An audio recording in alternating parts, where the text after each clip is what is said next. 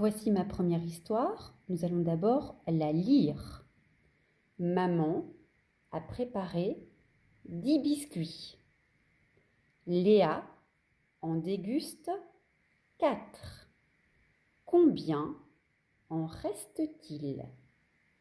Alors, je te propose de vivre cette petite histoire. Voici donc les 10 biscuits préparés par maman. Léa en déguste 4. Déguster, ça veut dire manger.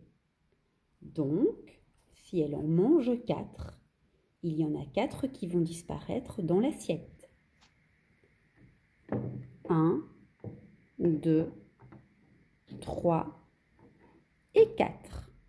Combien de biscuits reste-t-il maintenant dans l'assiette? Eh oui, il en reste 6. Alors, tu as vu que j'avais dans la petite histoire entouré certaines choses importantes.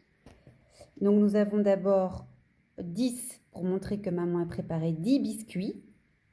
Déguste, je l'ai entouré en rouge pour montrer bien sûr que c'est donc déguster, manger. Donc, ça voulait dire enlever 4 biscuits. Et donc, effectivement, le 4 que Léa a mangé. J'ai représenté ce que je t'avais montré avec les biscuits avec un dessin, mes 10 biscuits en bleu et les 4 mangés par Léa qui sont barrés. Il nous reste donc maintenant à trouver le calcul qui correspond à cette histoire. Penses-tu l'avoir trouvé?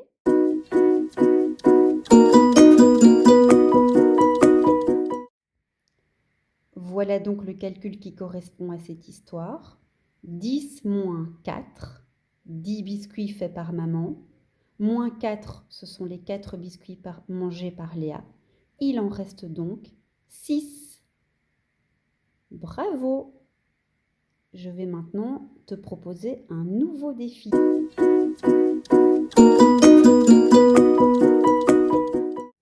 Voici notre deuxième défi. Donc, comme tout à l'heure, nous allons d'abord lire la petite histoire. Nicolas a 5 voitures.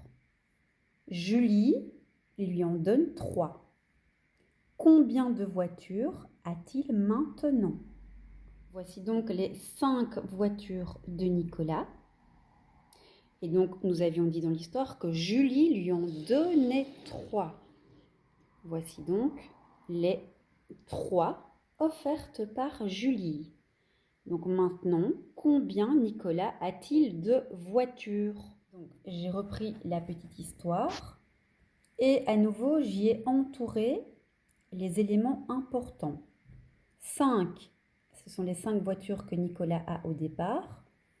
J'ai entouré en vert le mot « donne » parce que ça nous apporte une information très importante. Donc, Julie lui en donne 3. Donc, ça veut dire que Nicolas en aura 3 de plus. J'ai représenté rapidement, à l'aide d'un petit dessin, la situation que nous avions vue avec les voitures. Et regarde bien, la flèche montre que ces 3 voitures vont s'ajouter à celles que Nicolas avait déjà. Il nous reste maintenant donc à trouver le petit calcul. Je t'ai donné pas mal d'indices dans tout ce que je t'ai raconté. Penses-tu avoir trouvé le calcul qui correspond à cette histoire?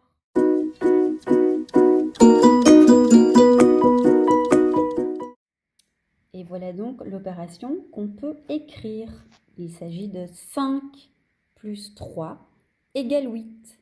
Les 5 voitures que Nicolas avait au départ, les 3 que Julie lui donne, donc c'est pour ça qu'on met le plus 3, est égal 8. Ça veut dire que maintenant, en tout, il a 8 voitures.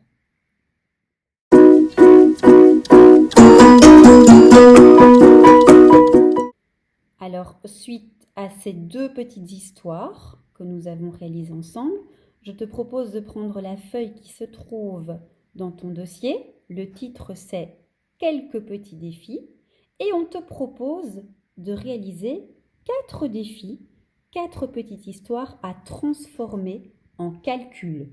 Il faut d'abord lire l'histoire.